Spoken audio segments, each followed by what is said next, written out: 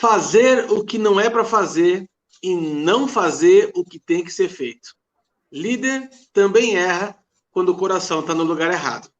Se ajeita na cadeira, prepara o café e vamos embora, que hoje é dia de parola.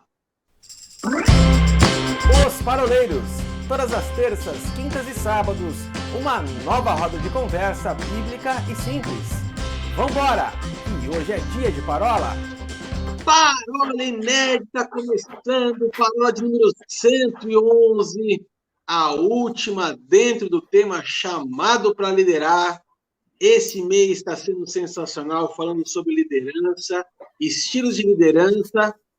Mas, meninos, eu quero falar uma coisa para vocês.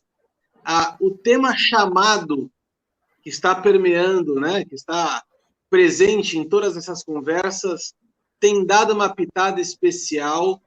E eu acho que tão importante quanto a gente discutir modelo de liderança é a gente entender propósito e chamado, né? Então, hoje nós vamos fazer uma bate-papo bem especial e diferente dos demais, porque até então nós estamos falando sobre líderes que deram certo, líderes que frutificaram, líderes que foram registrados na Bíblia como líderes corretos, mas hoje, essa semana, nós vamos falar sobre alguém que, como diz o Wilsinho, azedou o pé do frango, moiou, não deu certo. Pronto aí, oráculo para nossa roda de parola. Bora, partiu! Pronto aí, mente brilhante hoje com seu ponto eletrônico, falando diretamente. Ponto eletrônico. Exatamente. O nosso produtor hoje está falando conosco diretamente. Então, fiquem atentos. Eu escutei falar, Paulinho, que hoje ele está conectado diretamente ali no Espírito Santo, falando direto no ouvido dele ali, cara. O negócio tá ficando profissional, o troço. Tá ficando bonito isso, hein? Exatamente. Coisa de outro mundo. Daqui a pouco vira aqueles podcasts, com aqueles microfones enormes na frente, aquele fonão de ouvido de retorno de baterista, né? Coisa de doido. Desse jeito. Bom, meninos, vamos então estrear aqui a nossa roda de parola e vamos falar sobre esse cidadão chamado Saul, né? Saul que teve o seu início de chamado, vamos dizer assim, início de reinado, e nós já discutimos isso na série de parolas a respeito de paternidade, né? Saul só existiu porque houve um problema na sequência de Samuel. Os filhos de Samuel foram rejeitados pelo povo, e aí o povo fala, então, olha, Samuel, você foi bacana, você foi legal, top das galáxias mesmo, mas os seus filhos realmente não tem como dar sequência aqui, então a gente vai querer um rei, porque afinal de contas todos os outros povos têm rei, e por que só nós não temos rei? Né? E aí então Samuel vai falar com Deus, e Deus fala assim, não, fique tranquilo, porque não foi a você que eles rejeitaram, mas foi a mim. Né? Então, dá-lhes um rei como eles querem. Então, aí a gente começa toda a história de rei Saul. O que a gente pode dar de destaque aqui, meninos, a respeito do chamado aqui de Saul, vamos dizer assim, né, da chegada de Saul ao seu trono? Cara, o que me chama mais atenção nisso é uma fala interessante que até tem lá em Eclesiastes, que vai dizer que melhor é o fim do que o começo. Saul começa bem. O coração dele, a princípio, estava bem. Porque se você parar para pensar, lá em 1 Samuel, capítulo 10, vai dizer que ele passa por uma experiência com Deus tremenda. O profeta Samuel fala, olha, vai acontecer sinal, as coisas vão ser dessa forma, porque Deus é contigo. Existia uma promessa ali, né? E aí ele diz assim, no verso 9, sucedeu, pois, que virando-se ele para despedir-se de Samuel, Deus lhe mudou o coração e todos esses sinais se deram naquele mesmo dia. Ele começou muito bem. Ele foi chamado. Diz a palavra que ele era o homem onde todos invejavam, né? As pessoas olhavam e falavam, rapaz, ele é um rapaz, ele é bonito, ele tem porte, ele tem tudo para ser o melhor rei de Israel. Mas ele escapa a marcha, né? Ele não só a Zé do Frango, quando ele também escapa a marcha, né?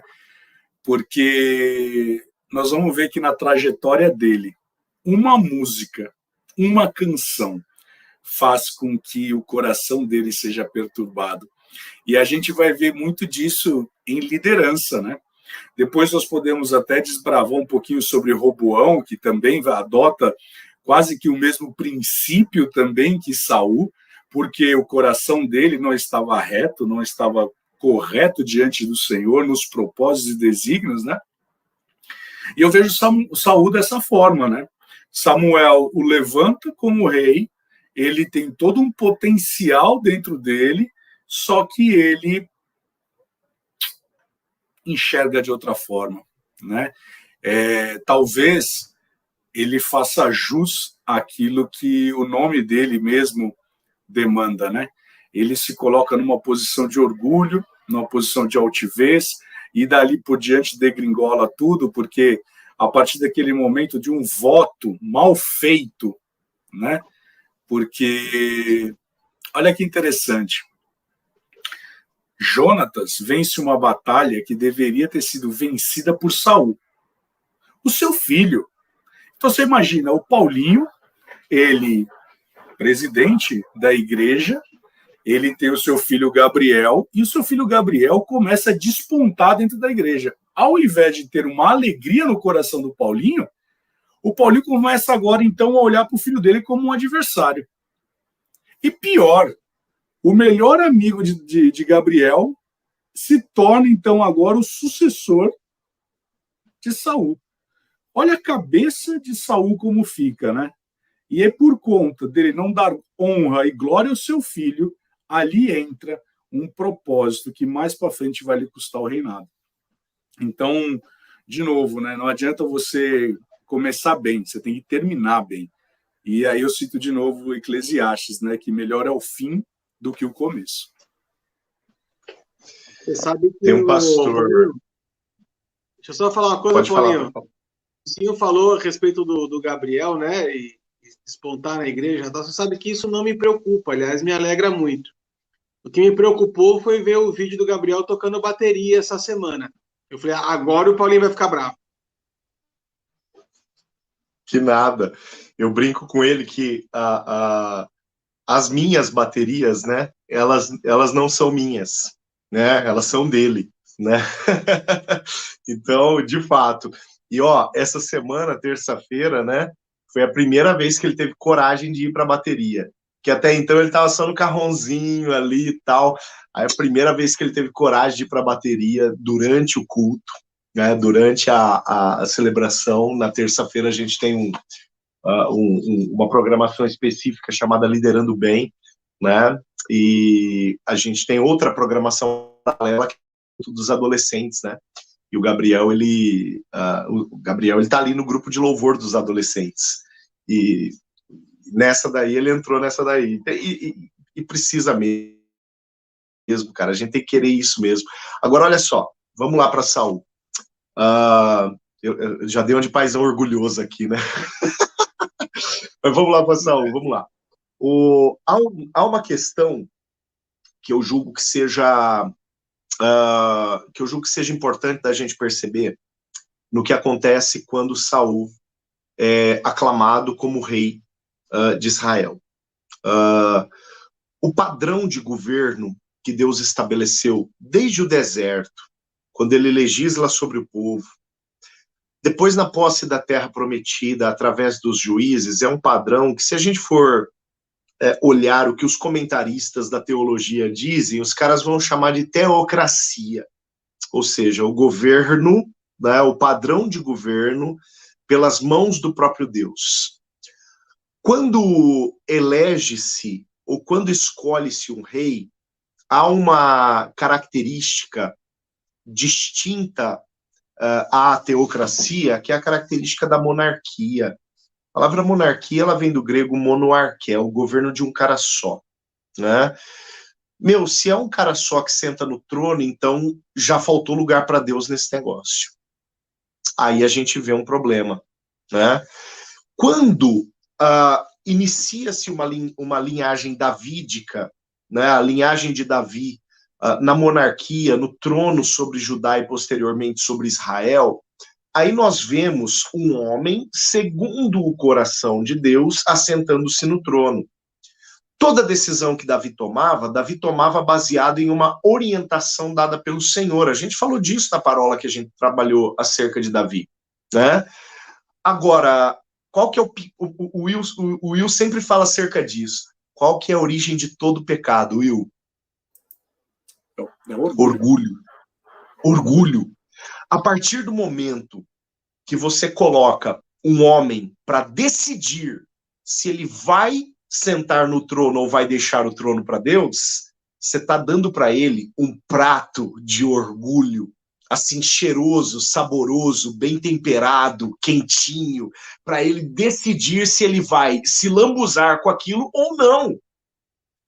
E Saul, cara, Saul amou o cardápio do dia, porque até um determinado momento o orgulho dele não gritou, mas como o Will falou, bastou uma temperadinha a mais, só uma temperadinha a mais foi suficiente para o Saul falar, agora já era, agora eu vou cair nesse prato. Uma musiquinha, velho, foi essa, né, essa salpicada que faltava. Uma música foi o que faltava. E aí, o leão do orgulho gritou dentro de Saul. E sai fora, Deus, sai do trono, porque o monarca sou eu. A partir do momento que Saul resolveu excluir Deus do processo e sentar sozinho no trono, aí, literalmente, o termo técnico para o que aconteceu é o que o Wilsinho fala. Azedou o pé do frango, né? É o que acontece. Porque no fundo, querido, não tem a outra explicação, pelo menos daquilo que a palavra estabelece para nós, que venha pressupor a competência dele, como o Arthur destacou, a beleza dele, como o Arthur destacou. Tudo isso, de fato, chamava atenção e, por conta disso, o povo o elegeu. Mas o que Samuel ouve da parte de Deus quando, por exemplo, Samuel vai lá na casa de Jessé e acaba tentando usar o mesmo critério que o povo usou para eleger Saul? Esse é bonitão, esse é fortão, esse é cabeludão, esse é musculoso. Então esse cara é o cara que Deus vai escolher. E Deus fala, cara, você já não aprendeu lá atrás? Você já não viu o Saul azedando o pé do frango? Agora você vai provocar um próximo, Samuel. Samuel, eu esperava mais de você, Samuel. Vamos abrir esse olho, Samuel. Né? Deus dá um sabão em Samuel. Quando Deus fala, eu não enxergo como você enxerga. O que Deus faz? Deus bota Samuel como farinha do mesmo saco do povo que aqui, no capítulo 10 de 2 Samuel, olha para Saul e fala assim, nossa, esse é o cara que a gente quer. Deus bota Samuel lá no mesmo lugar, falando, cara, você vai cair na mesma que o povo caiu. Você está de brincadeira, né? Justamente por conta do orgulho que foi despertado. E olha como o orgulho é tênue, né? A passagem desta condição de deixar Deus sentar no trono ou não é assim extremamente tênue, porque até Samuel, ele já ia cometendo um equívoco quando ele olha para os grandes e guerreiros irmãos de Davi e fala assim, muito certamente já chegou aqui o futuro rei de Israel. Né? Você já imaginou se Samuel não tivesse sensível à voz de Deus e derramasse óleo em um dos grandalhões irmãos de Davi? Quem serviria o prato de orgulho? O primeiro, né? Que é o próprio que até quando Davi ele vai para levar o pão de queijo lá, né? O que ele acaba fazendo, né? Ele olha, porque Davi é mineiro, não sei se você sabe que não está nos ouvindo. A primeira coisa que ele faz, o que é? ele simplesmente, ele na sua obstinação do coração, já julga o irmão, ele já coloca o irmão no pé, né? Assim, como se ele não fosse absolutamente mais nada, né? Então, isso é algo bem, bem sério, né? Enfim. E depois dessa do Davi Mineiro, né? Só me resta mandar um beijo para os paraenses. Lá o pessoal da terra que Jesus nasceu, Belém. Deus abençoe vocês. Pode falar, Arthur. Ei, eu sou a favor do parênteses aqui, né? Eu sou a favor da gente criar aquele manual de memes do Ilcinho. Né? Porque agora, depois de azedou o pé do frango e fez da jaca a minha pantufa, a gente precisa criar lá nas nossas redes sociais. Um glossário, né? Um glossário. Léxico brilhante. Eu posso estar equivocado, não sei se são os 400 quilômetros de distância, mas você está de óculos novo hoje, não está, Will? Na verdade, eu estou me adaptando. É da Carol esse óculos aí, não é? Não, é meu. Isso é sensacional. Hoje está deslumbrante hoje, não acha, Paulinho? É hoje deslumbrante. Bom, vamos fazer o seguinte. Vamos amarrar esse primeiro bloco aqui. Já vamos para as nossas considerações finais desse primeiro bloco. Vocês me colocando as palavras de vocês, assim, eu me vejo na cabeça a seguinte coisa. Né? Nem tudo que parece bom, nem tudo que cheira de bom, nem tudo que aparenta ser bom é certo. Quando a gente tem esse filtro, né, de você olhar somente a aparência externa, né, isso pode fazer com que você caia em vários enganos. Mas eu quero encerrar esse primeiro bloco com a frase que eu abri a parola, né, que fala assim: um líder com um coração errado, posicionado no lugar errado, ele pode colocar tudo a perder.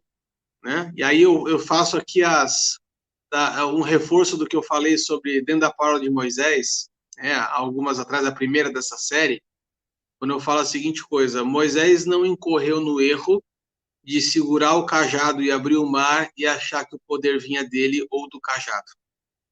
Sempre ele teve essa consciência que o poder não adivinha dele. Saul teve um posicionamento exatamente ao contrário. Quando ele se colocou naquele lugar de reinado, ele bateu a mão no peito e falou: eu sou o cara. Daqui para frente é comigo, Deus. Fica tranquilo que aqui agora eu manjo do Paranauê, né?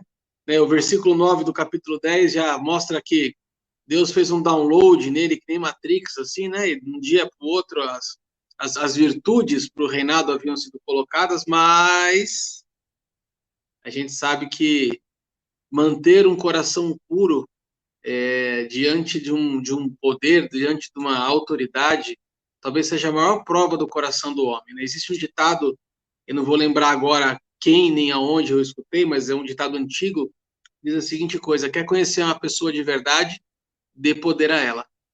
Né?